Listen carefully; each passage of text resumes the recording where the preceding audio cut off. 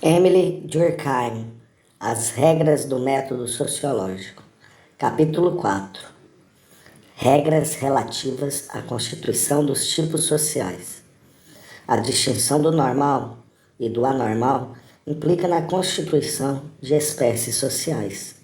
Utilidade deste conceito de espécie, intermediário entre a noção do gênus Homo e de sociedades particulares. 1. O modo de as constituir não é elaborando monografias. Impossibilidade de sucesso por esta via. Inutilidade da classificação que seria construída deste modo. Princípio do método a aplicar. Distinguir as sociedades segundo o seu grau de composição. 2. Definição da sociedade simples. A horda. Exemplos de algumas das maneiras como a sociedade simples se compõe consigo mesma e as combinações destes compostos entre si. No seio das espécies assim constituídas, distinguir variedades conforme os segmentos componentes forem coalescentes ou não. Enunciado da regra. 3. Como o que precede demonstra que há espécies sociais. Diferenças na natureza da espécie da biologia e na sociologia. Já que um fato social só pode ser qualificado de normal ou anormal em relação a uma espécie social específica, o que precede implica que um ramo da sociologia é consagrado à constituição dessas espécies e à sua classificação. Tal noção de espécie social tem, aliás, a grande vantagem de nos fornecer um termo intermédio entre as duas concepções opostas da vida coletiva que durante muito tempo dividiram os espíritos. Refiro-me ao nominalismo dos historiadores e ao realismo extremo dos filósofos. Para o historiador, as sociedades constituem individualidades heterogêneas, incomparáveis entre si. Cada povo tem a sua fisionomia específica, a sua constituição especial, o seu direito, a sua moral, a sua organização econômica, que só a ele convém, sendo quase impossível qualquer generalização. Para o filósofo, pelo contrário, todos estes grupos particulares a que se chamam tribos, cidades, nações, são meras combinações contingentes e provisórias, sem realidade própria. Só a humanidade é real, e é dos atributos gerais da natureza humana que provém toda a evolução social. Por conseguinte, para os primeiros, a história é apenas uma série de acontecimentos que se encadeiam sem se reproduzir. Para os segundos, esses acontecimentos só têm valor e interesse como ilustração das leis gerais que estão inscritas na Constituição do homem, o que dominam todo o desenvolvimento histórico. Para aqueles, o que é bom para uma sociedade não pode aplicar-se às outras. As condições do estado de saúde variam de um povo para o outro e não podem ser determinadas teoricamente. É uma questão de prática, de experiência, de tentativas. Para os outros, podem ser calculadas de uma vez por todas e para todo o gênero humano. Parecia, então, que a realidade social só podia ser o objeto de uma filosofia abstrata e vaga ou de monografias puramente descritivas. Mas escapa-se a esta alternativa logo que se reconhece que entre a multidão confusa das sociedades históricas e o conceito único, mas ideal de humanidade, há intermediários, as espécies sociais. Com efeito, na ideia de espécie, encontram-se reunidas não só a unidade que qualquer investigação verdadeiramente científica exige, mas também a diversidade própria dos fatos, porque a espécie é a mesma para todos os indivíduos que fazem parte dela e, por outro lado, as espécies diferem umas das outras. É verdade que as instituições morais, jurídicas, econômicas, etc., são infinitamente variáveis, mas estas variações não são de tal natureza que as não possa apreender o pensamento científico. Por ter desprezado a existência de espécies sociais que Comte julgou poder representar o progresso das sociedades humanas como idêntico ao de um povo único, abre aspas, ao qual idealmente se refeririam todas as modificações consecutivas observadas nas distintas populações. Fecha aspas, curso de filosofia positiva. Efetivamente, se só existe uma espécie social, as sociedades particulares só podem diferir entre si em grau, conforme apresentam mais ou menos completamente os traços constitutivos desta espécie única, conforme exprimem de um modo mais ou menos perfeito a humanidade.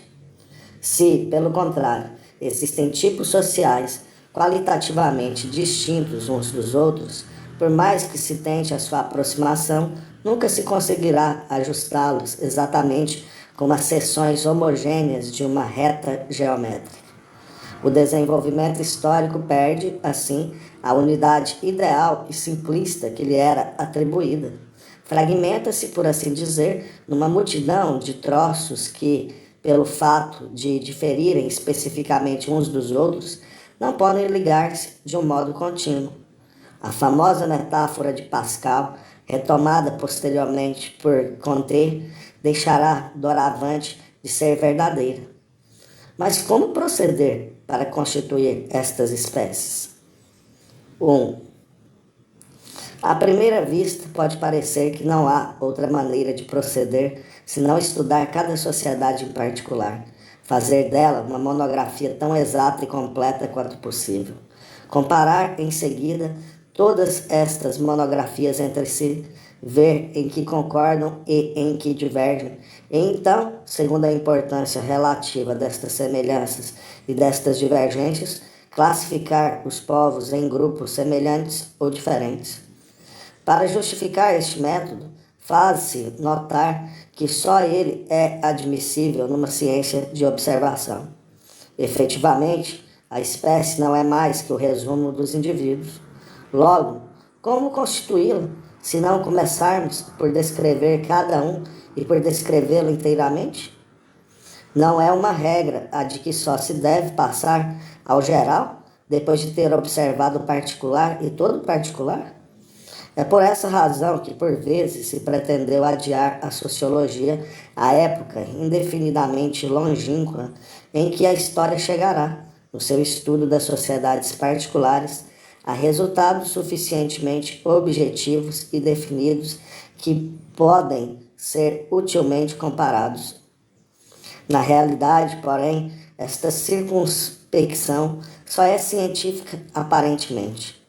Com efeito, é inexata a afirmação de que a ciência só pode formular leis depois de ter analisado todos os fatos que estas exprimem, ou de que só pode formar gêneros depois de ter descrito integralmente os indivíduos que eles compreendem.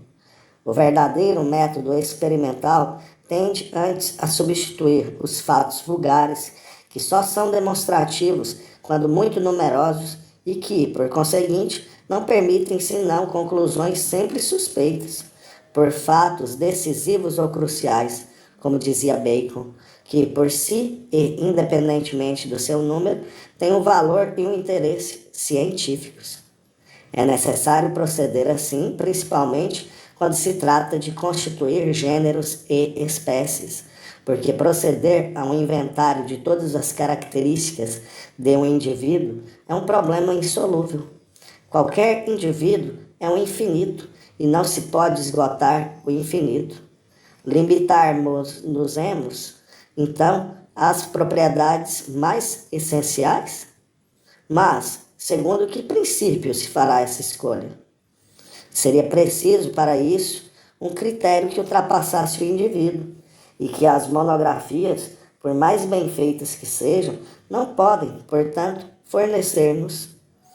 Mesmo sem levar as coisas a este rigor, pode-se prever que, quanto mais numerosas forem as características que servirão de base à classificação, tanto mais difícil será que as diversas maneiras como se combinam nos casos particulares apresentem semelhanças suficientemente evidentes e diferenças suficientemente nítidas para permitir a constituição de grupos e de subgrupos definidos. Porém, ainda que uma classificação segundo este método fosse possível, teria sempre o grande defeito de não prestar os serviços para que fora criada. Com efeito, em primeiro lugar, esta classificação deve ter como objetivo reduzir o trabalho científico, substituindo a multiplicidade indefinida dos indivíduos por um número restrito de tipos. Mas perde esta vantagem se os tipos só forem constituídos depois de todos os indivíduos terem sido inteiramente examinados e analisados. Pouco pode facilitar a investigação se limita a resumir as investigações já feitas. Só será verdadeiramente útil se nos permitir classificar outros caracteres além daqueles que lhes servem de base, se nos fornecer quadros para os fatos futuros. O seu papel consiste em pôr ao nosso alcance pontos de referência aos quais possamos ligar outras observações, além daquelas que nos forneceram esses mesmos pontos de referência.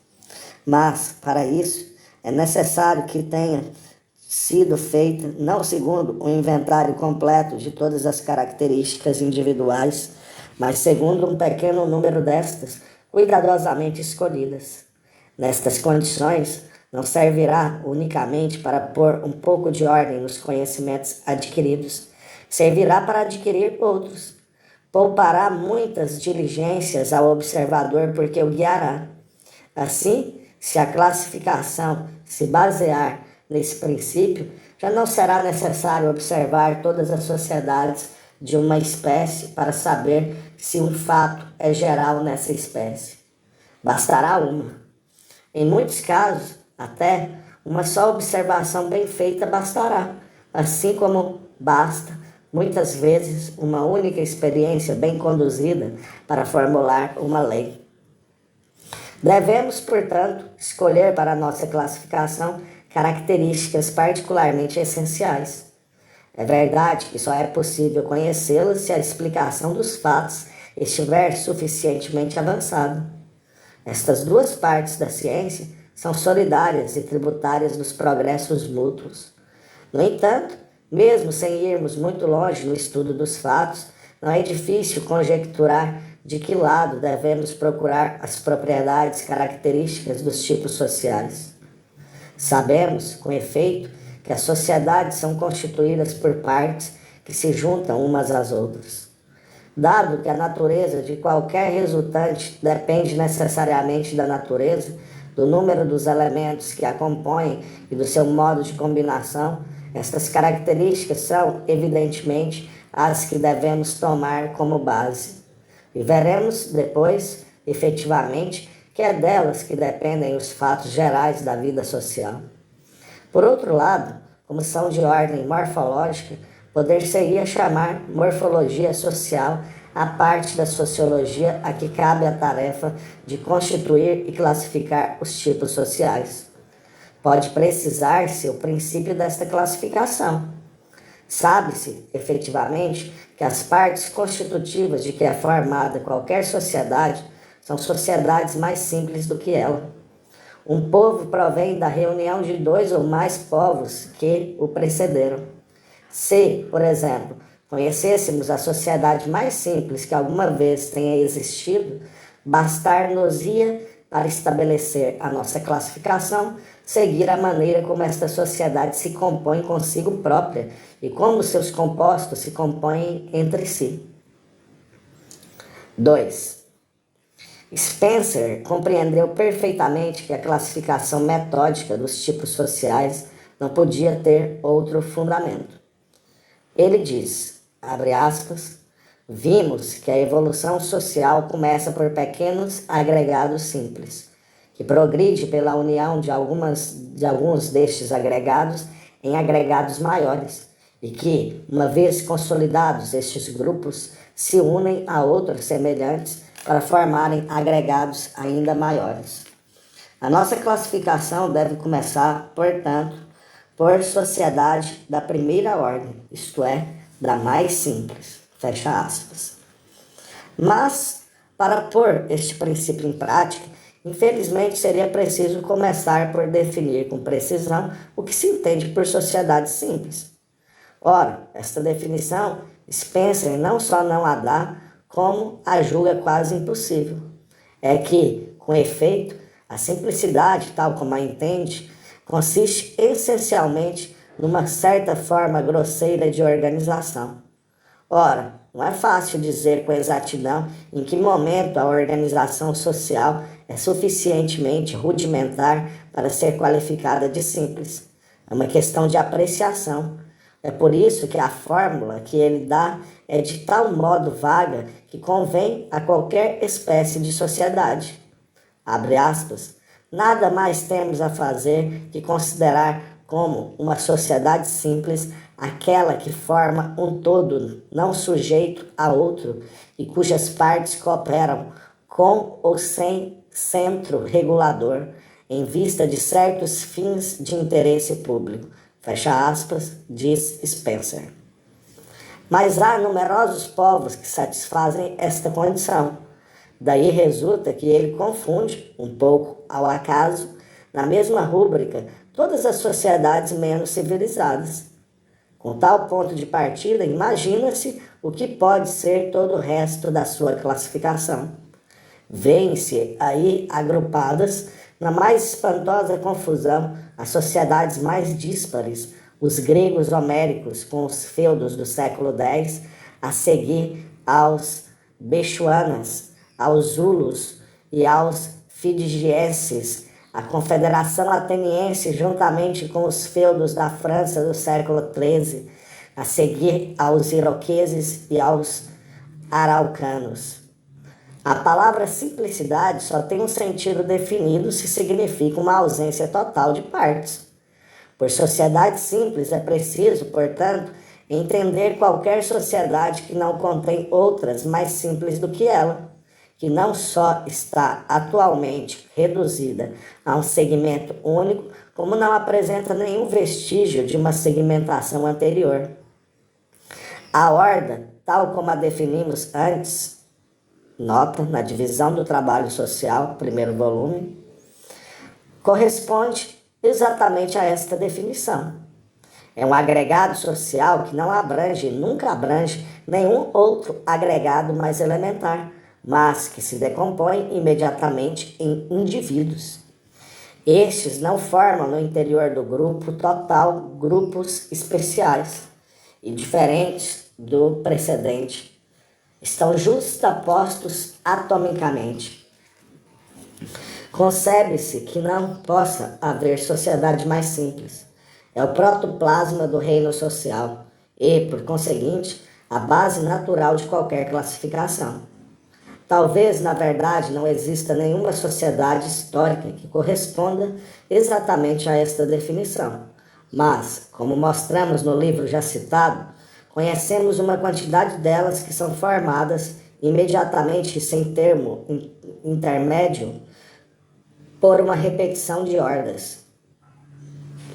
Quando a horda deixa, assim, de ser a sociedade inteira para se tornar um segmento social, muda de nome, passa a chamar-se clã, mas conserva os mesmos traços constitutivos. Efetivamente, o clã é um agregado social que não se decompõe em nenhum outro mais restrito. Far-se-á talvez notar que, geralmente, onde o observamos hoje em dia, ele engloba uma pluralidade de famílias particulares. Mas, primeiramente, por razões que não podemos desenvolver aqui, cremos que a formação destes pequenos grupos familiares é posterior ao clã. Em segundo lugar, para falar com justeza, não constituem segmentos sociais, pois não são divisões políticas. Em qualquer lado em que o encontremos, o clã constitui a última divisão deste gênero. Por conseguinte, ainda que não tivéssemos outros fatos para postular a existência da horda, e tanto existem que um dia teremos a oportunidade de os expor, a existência do clã, isto é, de sociedades formadas por uma reunião de hordas, autoriza-nos a supor que houve, primeiramente, sociedades mais simples que se reduziam à horda propriamente dita, e a considerar esta raiz de onde saíram todas as espécies sociais. Estabelecida esta noção de horda ou sociedade de segmento único, quer a concebamos como uma realidade histórica ou como um postulado da ciência, tem-se o ponto de apoio necessário para construir a escala completa dos tipos sociais.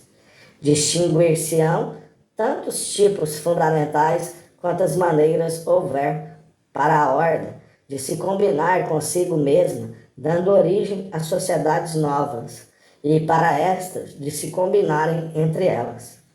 Primeiramente, encontraremos os agregados formados por uma simples repetição de ordens ou de clãs, para dar o seu novo nome, sem que estes clãs estejam associados entre si, de modo a formar grupos intermediários entre cada um deles e o grupo total que os abrange a todos.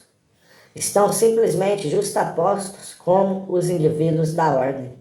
Encontram-se exemplos destas sociedades a que poderíamos chamar polissegmentárias simples em certas tribos iroquesas e australianas. A Arche, ou tribo cabilda, tem a mesma característica. É uma reunião de clãs fixados sob a forma de aldeias. Muito possivelmente houve um momento histórico em que a Cúria Romana, a Frátria Ateniense, eram sociedades deste gênero. Acima desta viriam as sociedades formadas por um conjunto de sociedades da espécie precedente, ou seja, as sociedades polissegmentárias, simplesmente compostas. Tal é a característica da confederação iroquesa e da formada pela reunião das tribos cabildas. Passou-se o mesmo, principalmente, com as 3 tribos primitivas, cuja associação mais tarde originou a cidade romana. Encontraríamos seguidamente as sociedades polissegmentárias duplamente compostas, que resultam da justaposição ou fusão de várias sociedades polissegmentárias simplesmente compostas.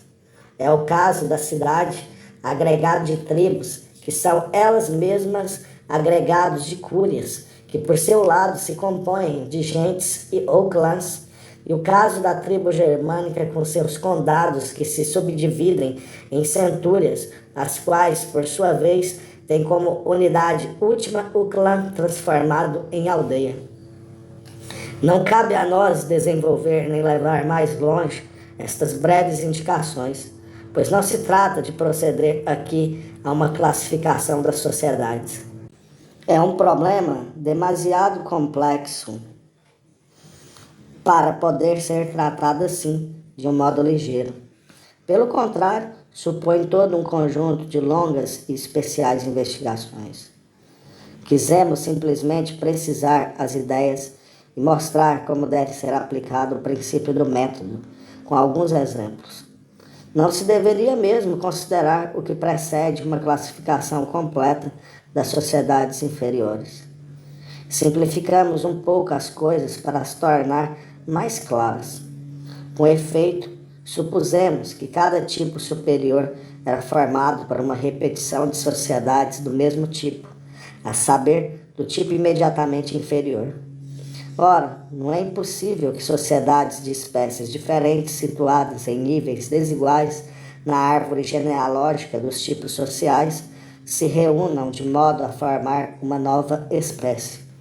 Conhece-se pelo menos um caso, o do Império Romano, que abrangia no seu seio povos das mais diversas naturezas.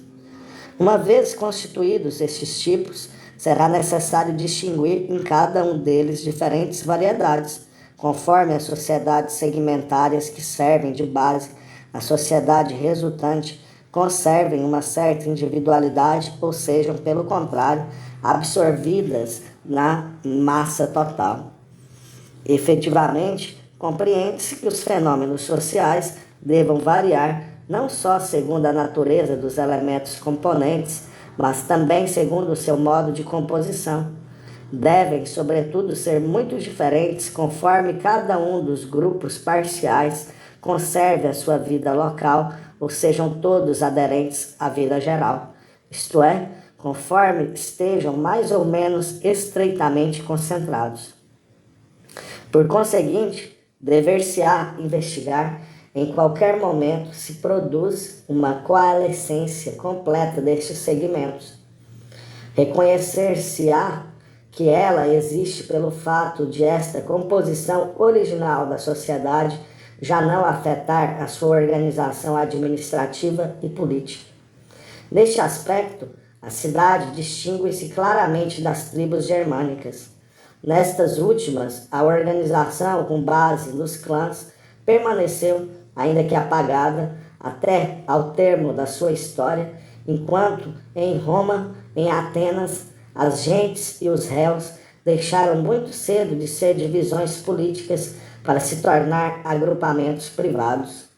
No seio dos quadros assim constituídos, poder-se-á tentar introduzir novas distinções de acordo com as características morfológicas secundárias. No entanto, por razões que daremos posteriormente, não cremos possível ultrapassar utilmente as divisões gerais que acabamos de indicar. Além disso, não temos de entrar nestes pormenores. Basta-nos ter estabelecido o princípio de classificação que pode ser enunciado assim. Começar-se-á por classificar a sociedade segundo o grau de composição que apresentam, tomando como base a sociedade perfeitamente simples ou de segmento único. No interior destas classes, distinguir-se-ão variedades diferentes conforme se produz ou não uma coalescência completa dos segmentos iniciais. 3. Estas regras respondem implicitamente a uma pergunta que o leitor fez talvez a si mesmo quando nos viu falar de espécies sociais como uma realidade, sem termos estabelecido diretamente a sua existência. Esta prova está contida no próprio princípio do método que acaba de ser exposto. Acabamos de ver que as sociedades não eram senão combinações diferentes de uma só e mesma sociedade original. Ora, um só elemento não pode combinar-se consigo próprio, e os compostos que dele resultam só podem, por sua vez, combinar-se entre si segundo um número limitado de maneiras, sobretudo quando os elementos componentes são pouco numerosos, o que é o caso dos segmentos sociais. A gama de combinações possíveis é, portanto, finita, e por conseguinte, a maior parte delas, pelo menos, deve repetir-se. Assim, pois, há espécies sociais. Aliás, é sempre possível que certas combinações só se produzam uma vez.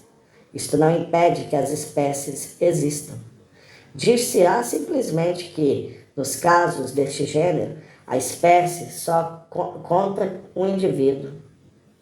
Todavia, há espécies sociais pela mesma razão que há espécies biológicas. Na realidade, estas são devidas ao fato de os organismos serem meras combinações variadas de uma só e mesma unidade anatômica. Todavia, sob este ponto de vista, há uma grande diferença entre os dois reinos. Com efeito, entre os animais, um fator especial vem dar às características específicas uma força de resistência que as outras não têm. É a geração. As primeiras, por serem comuns a toda a linha dos ascendentes, estão bem mais fortemente enraizadas no organismo. Portanto, não se deixam facilmente atacar pela ação dos meios individuais. Mantêm-se idênticas a si próprias, apesar da diversidade das circunstâncias exteriores. Há uma força interna que as fixa, apesar das solicitações à variação que podem vir do exterior, é a força dos hábitos hereditários. É por isso que são claramente definidas e podem ser determinadas com precisão. No reino social, falta-lhes esta causa interna. Não podem ser reforçadas pela geração, porque só duram uma geração.